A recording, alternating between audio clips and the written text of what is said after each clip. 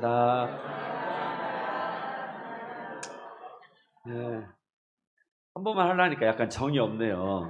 또 한 번 합시다. 우리 사랑하고 축복합니다. 네, 감사합니다. 예배가 우리의 기쁨이요 힘의 근원이 되기를 축원합니다. 주의 장막, 주의 집에 사는 자들이라는 제목으로 말씀을 나누고자 합니다. 머릿속에 우리가 언뜻 떠오르는 게 있어요.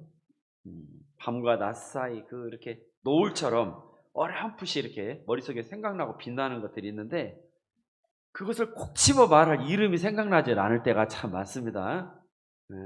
그거 뭐 있잖아요. 달달하고 싸먹는 거 그거 이게 막 갑갑해요. 이제 마음이 머리를 콕콕 쥐어박고 미간을 찌푸리고 그러면서 막 해당 단어를 생각해내려고 이거 용을 쓰죠. 근데 지금 말보다면 이제는 영영 사라질 것 같아요. 머릿속에서 뭐라도 말을 해야겠는데 그렇게 한참을 더듬거리다가 툭 튀어나오는 말이 있어요. 뭐냐면 거시기 있잖여. 거시기. 그렇게 오늘 띄우면 희한하게도 듣는 사람이 얼른 알아듣고는 그 머시기. 네.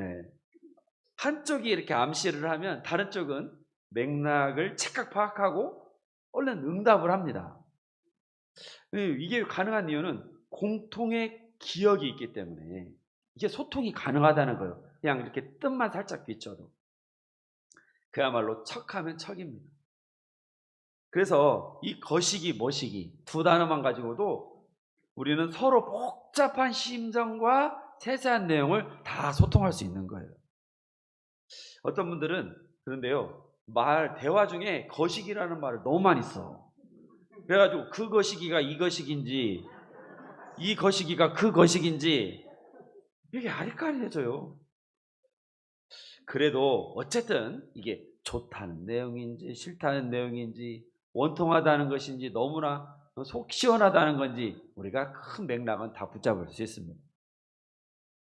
이게 가능한 이유는 애매하고 막연한 것들을 잘 짐작하고 이해하고 그래서 나눌 수 있는 우리가 집단의 기억을 공유하기 때문입니다. 그러므로 우리 전라도 지역만 가능하죠. 이 전라도 지역은요, 단순한 행정 단위를 넘어서서 문화 공동체, 가치 공동체를 형성하고 있는 거죠. 그 틀 안에서 우리는 친밀한 연대 의식과 소속감, 또 내 정체성의 뿌리를 발견하게 된다는 거죠. 지역 공동체보다 훨씬 더 직접적이고 친밀한 집단은 가족입니다. 피는 무엇보다 진하다. 물보다 진하다. 이건 말처럼 혈연관계, 이것처럼 세상에서 단단하고 절대 끊을래야 끊을 수 없는 견고한 끈끈한 울타리가 없습니다. 피를 나눈 사이라서 신체적 특징과 기질도 비슷하고 사용하는 말과 생각까지 닮아 있습니다. 예를 들면 아픈 곳까지 닮아요. 부모가 암의 경력이 있다면 그 자녀는 암의 발병률이 다른 일반인보다 훨씬 높습니다. 또 부모가 심장 돌연사 혹시라도 이런 경험을 겪었으면 그 자녀는 빨리 혈관 확장 시술을 하는 게 좋습니다. 어쩔 수 없어요. 이걸 보고 유전이라고 하지 않습니까? 저는 어렸을 때 아토피 피부염을 정말 심하게 앓았어요. 그래서 제 기억에는 정말 우리 전라도 사투리로 멸치꼬랭이 하나 제대로 잘 못 먹었던 것 같아요. 비린 것만 먹으면 다 몸이 올라와 버리니까. 그래서 순전 한약먹만 먹고 살았던. 그래서 제가 입맛이 짧은 거예요. 이해해 주세요.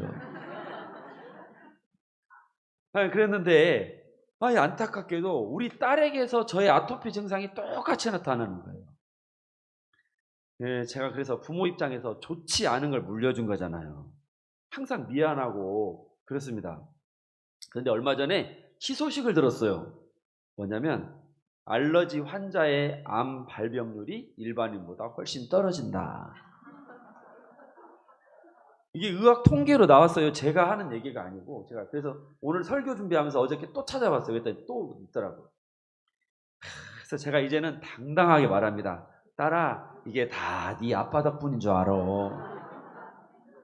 이렇게 이제 큰 소리를 쳐요. 그래서 여러분, 이 가족은 이렇게 닮는다. 또 가족은 밥 먹는 횟수가 제일 많은 사람들이 바로 가족입니다. 함께 밥을 먹는다는 건 무엇입니까? 친하다는 거예요. 또 거꾸로 친해지려면 또 뭐 해야 돼요? 밥을 함께 먹어요. 코로나로 그것이 쉽지 않은 시절이었지만 그렇습니다. 이게 공통의 관심사로 연결되어 있다는 거예요. 그래서 가족의 다른 말은 식구, 한솥에 밥을 함께 먹는 사람들, 식구입니다. 매일 겸상하면서 대화를 나누고 시간을 보내고 같은 공간에 있다 보니까 친밀하지 않을래야 않을 수가 없는, 이게 가족이에요. 그 영어의 동지를 뜻하는 말이 컴패니언이라는 말인데요. 이 말은 어디서 왔냐면 같이, 빵을 팬이라고 그래요. 그래서 동지는 뭐 하는 사람? 함께 빵을 먹는 사람이 동지예요. 여러분, 동지 여러분 반갑습니다. 그리고 또 비슷한 말로 컴퍼니가 있죠. 컴퍼니. 이거 뭐냐면 이것도 똑같이 같이 빵을 나눈다는 뜻인데 이익을 공유하는 단체라고 하는 의미가 컴퍼니 속에 담겨 있다고 할 수 있겠습니다. 그래서 이렇게 함께 먹는 사람들이고요. 또 사내집 및 집수성찬을 즐기든 한두 가지 반찬밖에 없는 직고밥상을 대하든 항상 가족은 같은 걸 먹습니다. 부모는 갈비 먹고 자식은 된장국 주고 그런 집은 없죠. 다 같이 먹습니다. 싫든 좋든. 그리고 또한 가족이라도요, 문제는 가까이 붙어 있으면 좋은 일만 일어나는 게 아니라 엄청난 갈등 상황도 벌어집니다. 지지고 볶아요. 그러나 그 아픔까지도 끌어안으면서 성장하고 성숙해가는 관계가 바로 가족이라는 것이죠. 결과적으로 가족은 내 신체와 기질, 또 경제적, 사회적 조건까지 결정짓는 가장 핵심 요소이고 친밀한 삶의 동지입니다. 사람은 가족이나 지역 공동체와 무관하게 개별적이고 독립적인 존재로 살 수는 없는 겁니다. 우리는 다 서로 간에 연결되어 있습니다. 그래서 내가 누군지는 이 틀 안에서 확정되고 지속되고 그리고 강화됩니다. 심지어 좋은 것이든 나쁜 것이든 우리는 다 가족의 유산까지 물려받습니다. 제가요, 지금까지 가족에 대해서 또 공동체적인 기반에 대해서 말씀드린 이유는요, 하나님 나라의 원리가 이하고 똑같기 때문입니다. 우리가 신앙 고백의 표준으로 삼는 사도신경. 자, 여러분, 사도신경의 첫 줄이 뭐죠? 나는 전능하신 아버지 하나님, 천지의 창조주를 믿습니다. 그리고 두 번째 줄은 나는 그의 유일하신 아들, 우리 주 예수 그리스도를 믿습니다. 그랬잖아요. 자, 여러분, 아버지, 아들이에요. 삼위 하나님 간의 관계를 표현하는 그 용어 자체가 가족 용어라는 겁니다. 아버지와 아들이라고 하는. 예수께서도 숱하게 하나님을 뭐라고 불러냐면 아바, 아버지여 라고 부르셨어요. 그렇기 때문에 여러분, 구원, 우리가 다 구원받기 이 자리에 나왔죠. 이 구원이라는 건 무엇이냐면 하나님께 반역하고 멀어졌던 죄인이 거룩한 하늘 가족의 일원으로 되돌아오는 것입니다.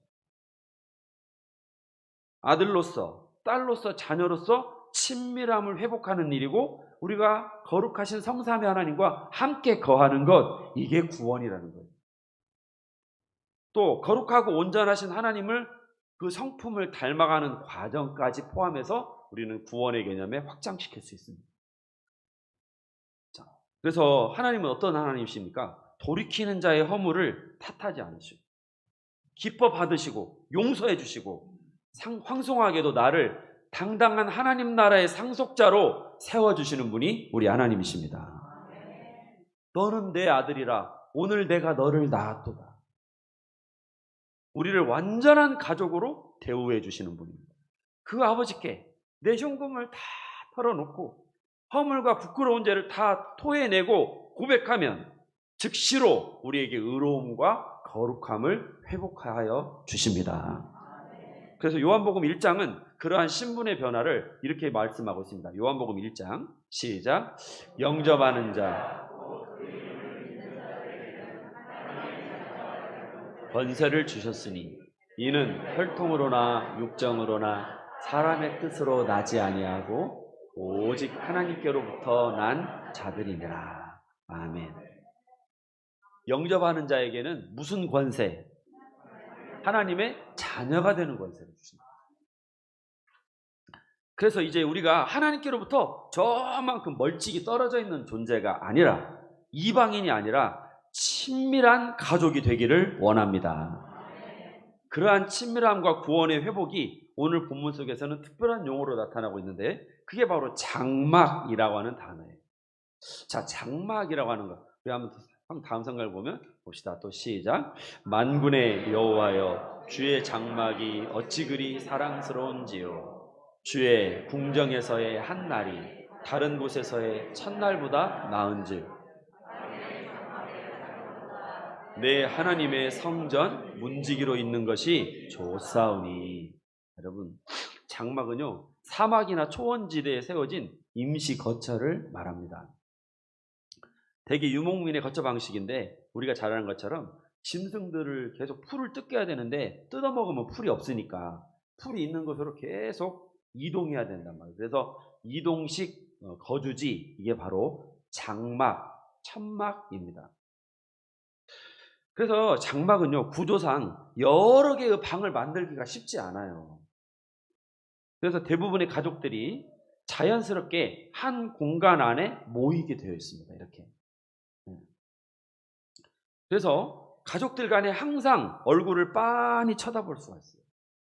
일거수일투족을 다 두 눈으로 나쁘게 말하면 감시하고 또 다 이렇게 지켜볼 수가 있습니다.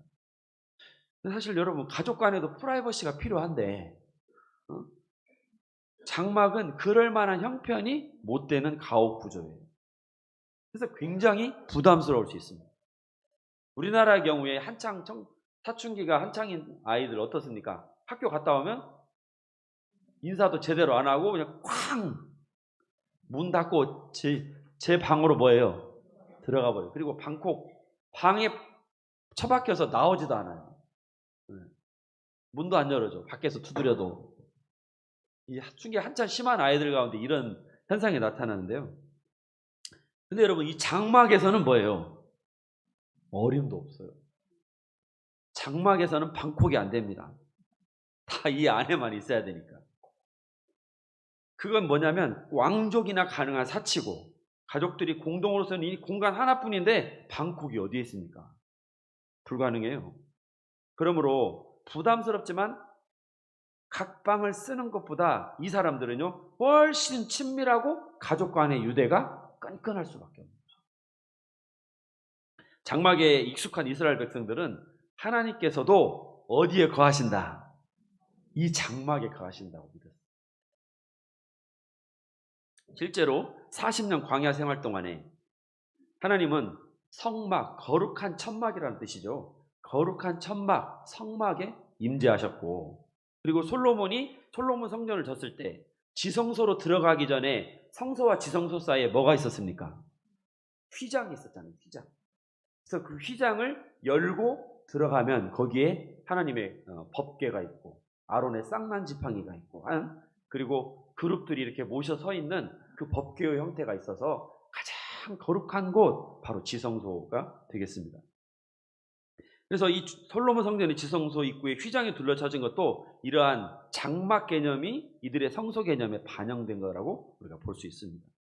거룩한 하늘의 장막에 계시는 하나님, 그 가림막 하나 없이 여러분이 보는 것처럼 이 툭 터진 공간 중앙에 하나님께서 좌정하여 계신다면, 그리고 여러분, 내가 그 앞에 딱 하나님과 1대1로 마주 앉았다고 생각해 보세요. 여러분, 기분이 어떠실까요? 부담스럽다. 좋다. 부담스럽죠.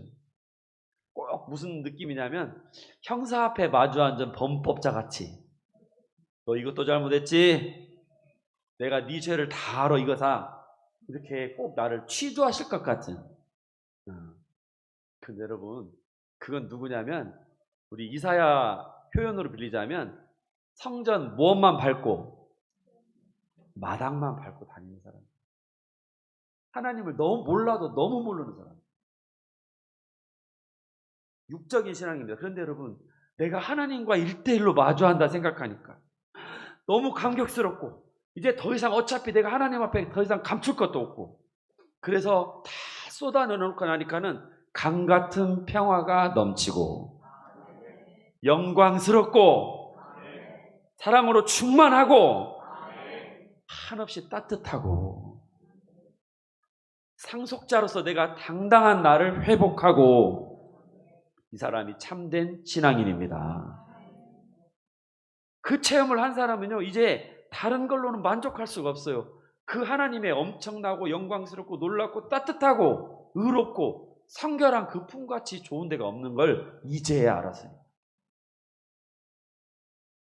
그래서 자연스럽게 하나님을 찾게 됩니다.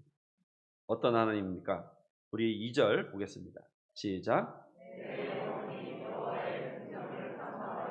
쇠약하며 내 마음과 육체가 살아계시는 하나님께 부르짖나이다. 여러분, 정말 하나님의 품정을 사모하여 쇠약할 만큼 이렇게 하나님의 은혜를 사모하셨습니까? 여기 내 마음과 육체가 살아계신 하나님께 부르짖나이다. 아유, 뭘 부르짖기까지, 그냥 와서 도장 찍고 가면 되지. 부담스러워요. 하나님, 너무 가까이 오지 마시고 제 열보 밖으로만 서 계셔요. 그 안으로 들어오지 마세요. 혹시 우리가 이런 믿음은 아닐까? 그럼 여러분, 그러나 우리가 주의 장막에 거하기를 원합니다. 죄인의 신분에서 이제는 하늘 가족의 일원이 되어서 하나님의 임재 안에 머물고 그 영광을 즐거워하기를 소원합니다. 자, 어떤 사람이 주의 장막에 거할 수 있습니까? 첫 번째로는 은혜로만 들어갑니다. 이것을 안고 간절함으로 하나님을 찾는 사람에게 하나님은, 그래, 너 장막으로 어서 들어오너라, 나의 하늘의 성소의 장막으로 들어오너라, 입회를 허락하여 주십니다. 이 말씀은요, 이중적 의미가 있어요.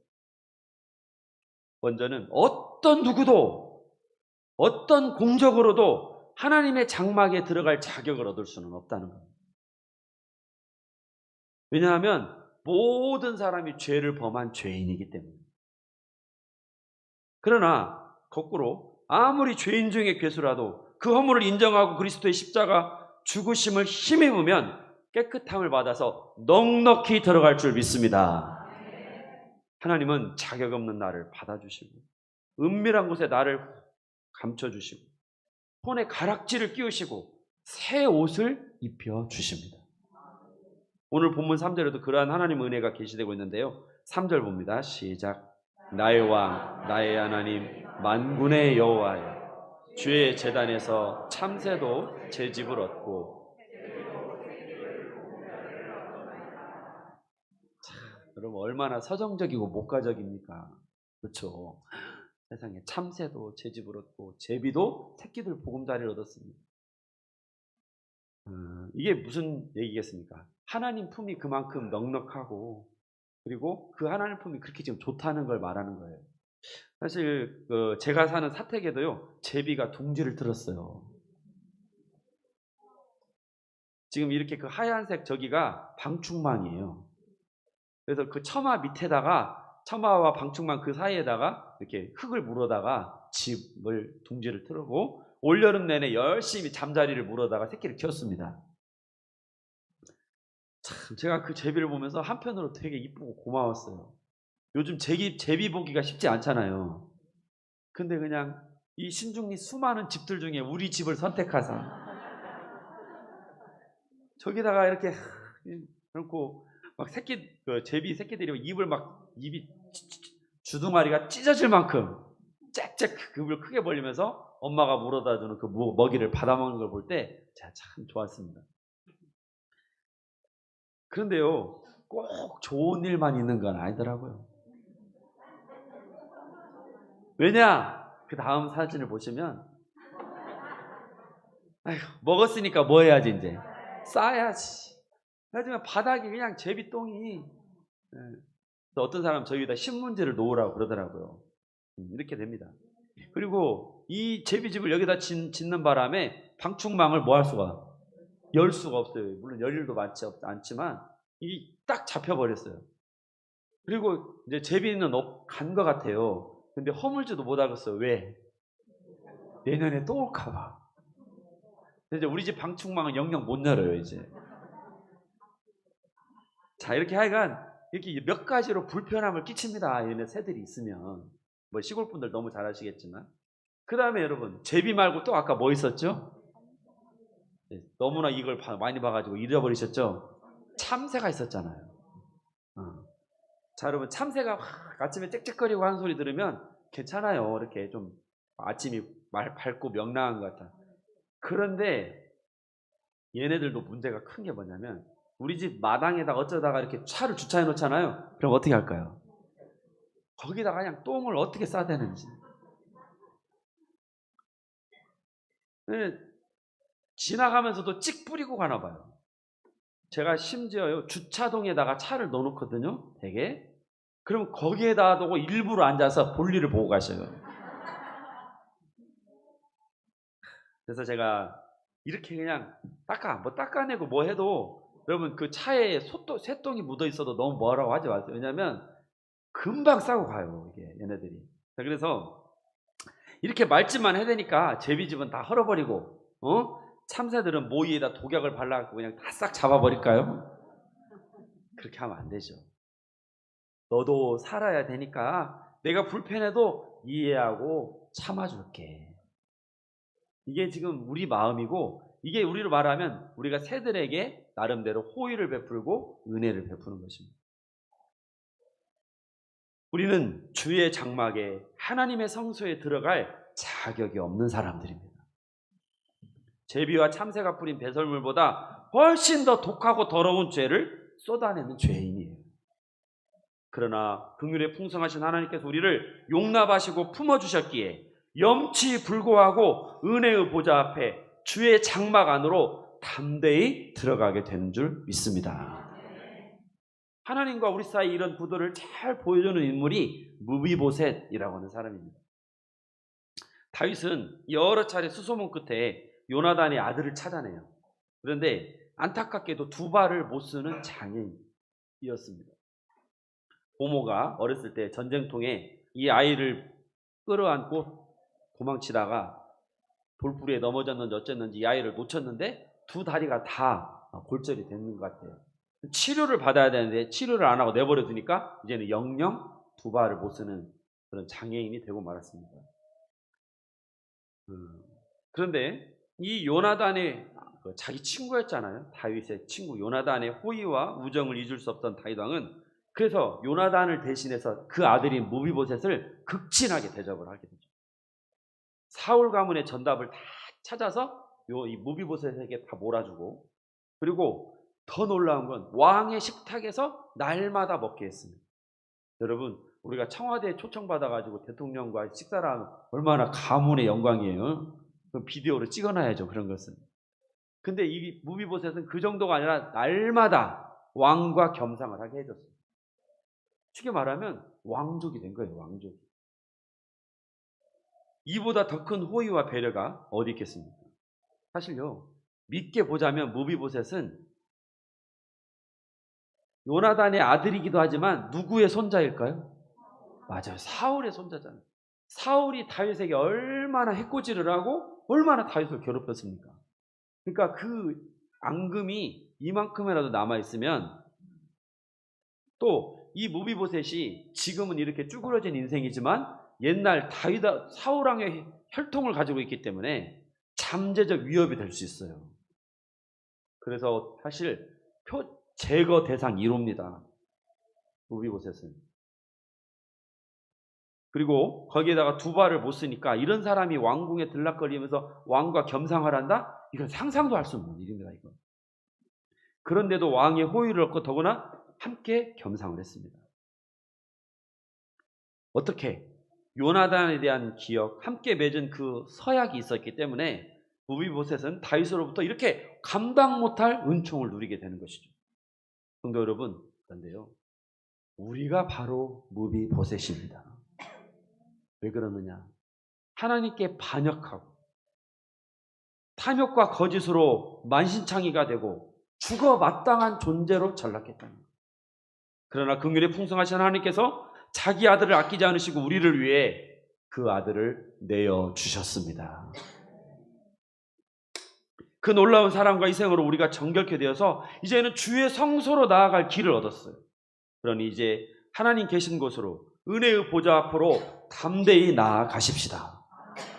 그 거룩한 얼굴을 구하는 은혜가 있기를 원합니다. 로마서 8장 함께 보겠습니다. 시작.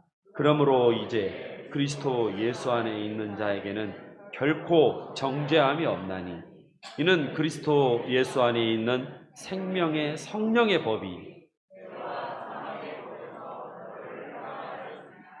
아멘. 여러분, 우리는 교인이 아닙니다. 우리는 하나님의 자녀이고 하늘 가족입니다. 오늘 그 은혜를 회복하기를 축원합니다. 두 번째, 어떤 사람이 주의 장막에 들어갈 수 있습니까? 하나님께 뜻을 정한 사람입니다. 시편 84편은요, 성전이 있는 예루살렘 시온성을 향해 나아가는 그 사람들이 부르는 노래예요. 자, 이스라엘은 1년에 그 당시에는 각 지역마다 교회가 있었던 게 아니고 회당 정도만 있었지 성전, 그러니까 제사를 드리고 짐승을 잡아서 제사를 드리고 하나님의 임재가 거하는 대제사장이 있는 곳은 예루살렘 한 곳밖에 없어요. 그러니까 1년에 3번은 내 얼굴을 봐라. 그래서 하나님이 3번의 절기를 통해 예루살렘에 다 올라오게 했습니다. 그러면 갈릴리 지역 같은 경우에는요, 이동을 해서 예루살렘으로 가야 되잖아요. 대개 일주일 이상이 걸렸습니다. 자, 그런데 그 예루살렘 이스라엘을 가보신 분은 알겠지만 저는 그 동네가 참 마음에 드는 게 있었어요. 풀이 안 나요. 물이 없어가지고 풀이 안 나. 그러니까 그런 사막 지형이기 때문에. 그래서 그런 곳을 일주일 이상 계속 여행하려면 얼마나 힘들겠냐고요. 아무리 준비를 해와도. 그래서 예루살렘을 가다 보면 힘들고 어려운 황량한 사막과 같은 곳을 지나가기 때문에, 또는 그런 환경, 그런 시간을 지날 때 그걸 오늘 뭐라고 하냐면 눈물 골짜기라고 부르는 것입니다. 눈물 골짜기. 그래서 여러분, 오늘 참 감사한 게 오늘 우리도 다 각자 인생의 눈물 골짜기를 지나갑니다. 지금 요즘 세계 곳곳이 기후변화로 다 몸살을 치고 있는데 유럽 지역 같은 경우에는 비가 안 와가지고 지금 몇백 년 만에 가뭄으로 강바닥이 다 드러나고 난리가 났다고 합니다. 그래서 이 슬픔의 돌이라고 하는 것이 독일의 엘베강 근처에 슬픔의 돌이라고 하는 것이 나타나서 화제가 되고 있는데요. 이 돌은 여러분이 보다시피 이게 지금 강물, 이 돌 위로 수십 미터 물이 이렇게 있어야 되는데 가뭄으로 다 바닥이 드러나 보니까 이 돌이 나타났다는 거예요. 이 돌을 슬픔의 돌이라고 하고 거기에 새겨진 글자를 보면 이렇게 써 있어요. 독일어인데 벤두 미히 뭐 이렇게 나가요. 한마디로 말하면 네가 나를 볼 때 울어라. 왜 울으라고 하냐? 그만큼 물이 풍부해야 할 강이 다 뭐 해버렸어요? 말라버렸어요. 농사도 못 져, 배도 못 지나다녀. 모든 생활이 올 수도 없다는 거죠. 재난이죠, 재난 상황을 이렇게 표현하는 것입니다. 그래서 이 돌은 1616년에 새겨놓은 글자라고 하는데 이렇게 지금 이것이 빤히 드러날 만큼 강바닥이 말라 붙어버렸다는 겁니다. 이 독일 사람들도 지금 무슨 골짜기? 눈물의 골짜기를 치는. 자, 하나님을 찾아가는 여정에서 만나는 눈물 골짜기를 우리는 어떻게 대해야 될까요? 6, 7절 한번 볼까요? 시작.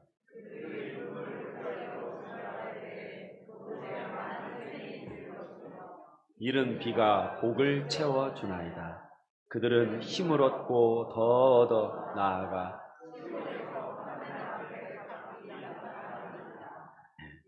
여러분, 눈물 골짜기로 지나갈 때 그 퍽퍽하고 먼지만 푸석푸석한 숨쉬기도 힘든 그곳에 많은 뭐가 있을 것이며, 우리 하나님께서 그 눈물의 골짜기에 뭘 준비하고 계시냐면 샘을 준비하고 계신다는 거예요. 그래서 눈물 골짜기가 이제는 은혜의 골짜기, 감사와 기쁨의 골짜기로 하나님이 변화시켜 주신다는 겁니다. 하나님은 그러니까 이렇게 하시는 분이에요. 야, 여기 오면 기쁨과 감사와 은혜의 골짜기야, 그렇게 처음부터 말씀하시지 않는 거예요. 그 골짜기를, 힘들고 어렵고 죽을 것 같은 그 골짜기를 나 하나님만 의지하고 나 이 골짜기를 지나갑니다. 눈물을 흘리며 할 때 하나님은 우리의 눈물을 정화의 눈물, 회개의 눈물, 기쁨의 눈물로 바꿔주시는 많은 샘을 터뜨려 주시는 하나님이시라는 겁니다. 이 골짜기가 없으면 얼마나 좋겠어요? 그런데 여러분, 이 골짜기가 없으면 우리가 교만해집니다. 눈물을 잃어버립니다. 엉뚱한 방향으로 달려갑니다. 하나님과는 점점 더 멀어집니다. 그래서 우리는 이 골짜기를 지나가지만, 그러나 이 골짜기는 위장된 축복이다. 그걸 오늘 우리에게 말씀하여 주시는 것입니다. 지난 목요일 날 태국에서 선교하시는 우리 유한진 선교사님 부부가 오셨어요. 그래서 이제 이런저런 얘기를 하는데, 저는 선교사는 못 나갈 것 같아요.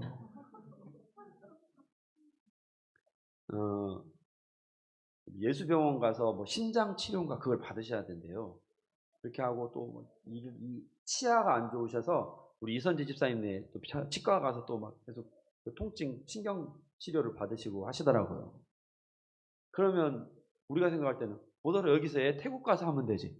태국은 그럴 만한 뭐예요? 시설이 안 돼요. 제가 말씀 들어봤더니 그 나라는 발치가 덕이래요.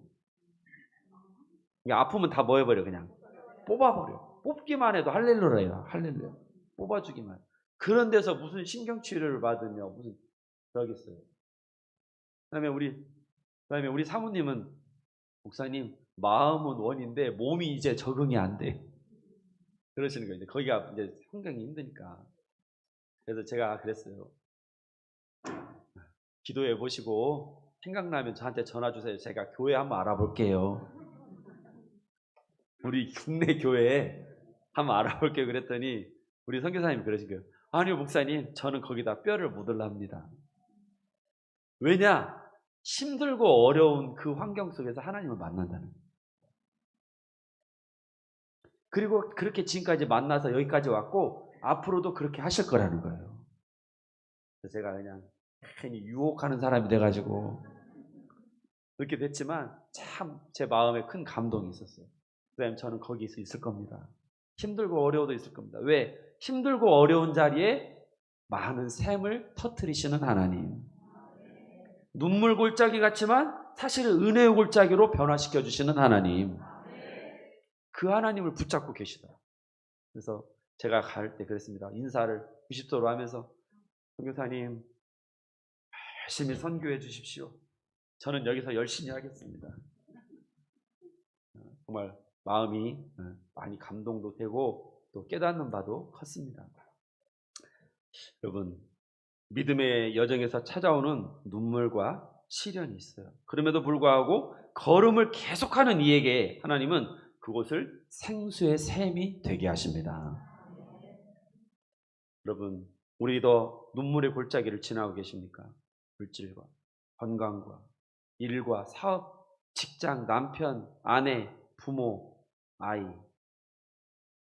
이 골짜기를 우리가 지나갈 수밖에 없는데, 그러나 여러분 기대하십시오. 그 골짜기에 샘물이 넘쳐 흐를 것입니다. 그들이 눈물 골짜기로 지나갈 때 그곳에 많은 샘의 곳이 있을 것입니다. 이른 비가 복을 채워주나요.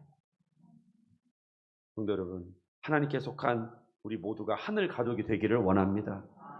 주의 십자가 구속의 은총을 의지하여 나아갈 때 무자격한 우리를 탓하지 않으시고 자녀로 안아주시고 눈물 골짜기를 기쁨과 회개와 정결함과 거듭남의 골짜기로 바꾸시는 그 하나님의 손을 붙잡기를 주의 이름으로 축원합니다. 기도하겠습니다. 살아계신 아버지, 우리가 주의 집에 사는 자들이 되기를 원합니다. 주의 장막 안에 항상 머물고 하나님과 함께하는 그 감격과 기쁨과 권능과 힘을 사모하며 즐거워하며 그것을 아낌없이 누리는 우리 성도들 되게 하여 주시옵소서. 예수님의 이름으로 기도합니다. 아멘. 시문서 집사님, 봉헌인